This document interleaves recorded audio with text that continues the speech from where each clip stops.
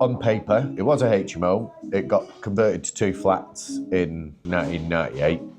It then got converted from 2 flats back into a HMO, but nobody had said anything to the planning department.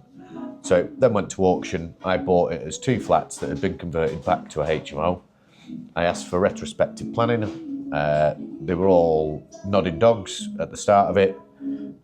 4, 5, 6 months down the line, they then denied the application, said that there was too many HMOs in the area.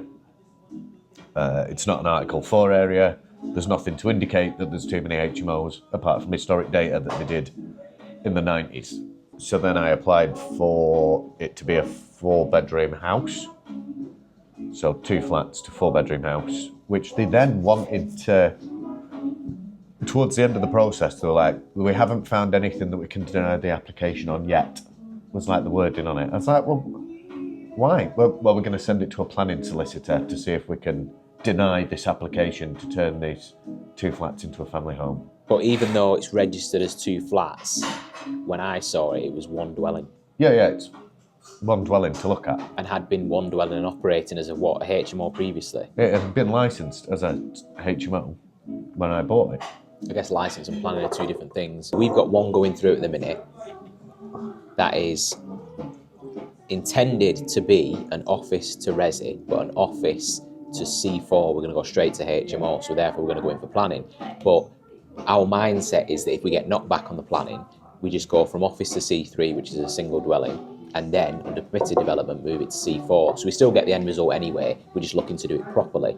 But you're saying potentially you would consider just skipping out that step. I feel like the council planning departments are there to hinder everybody's progress.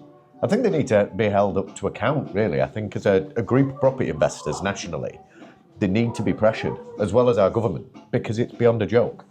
I think people need the pensions putting on the line. I think they need to be fired. Because in Lancaster, they've got something that they're waiting on £500 million. No, £500 million.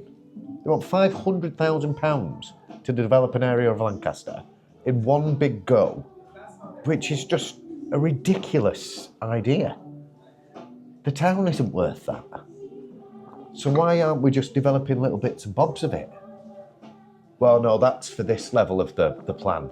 And what is your plan? Well, we've done, over a 10-year period, we've done 3 books, which are in colour. All right, Johnny Crayons, well done, but what have you actually done? They've done nothing but be a hindrance to people trying to develop. They don't want a smaller developer then. They don't want to do anything. They want to make pretty little books. That's the thing, isn't it? Because we want to do it right and do it by the book and therefore go through the correct channels. And it's not that it isn't the correct channels to do it the other way where we're circumventing it, but it is a possible and viable option to get to the same result. So then you almost think, like you said, should we just go that way anyway? And what's weird is it doesn't make much sense that you are guaranteed the end result anyway. So why would they therefore push back? Because the same with yours.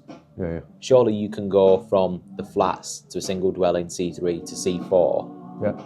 So why knock back the application?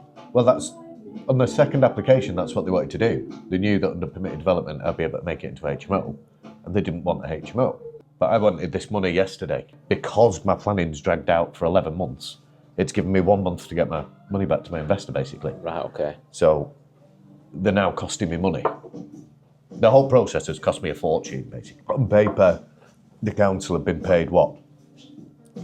2 application fees of 600 or 700 quid. So £1.5 grand. But then in reality, the cost of money is £1,000 a month. So every month that this is dragged on, it costs me £1 grand. Costs you £1 grand, but it makes somebody else £1 grand. Makes the investor happy. Yeah. At this stage, it's nice to be the investor, isn't it?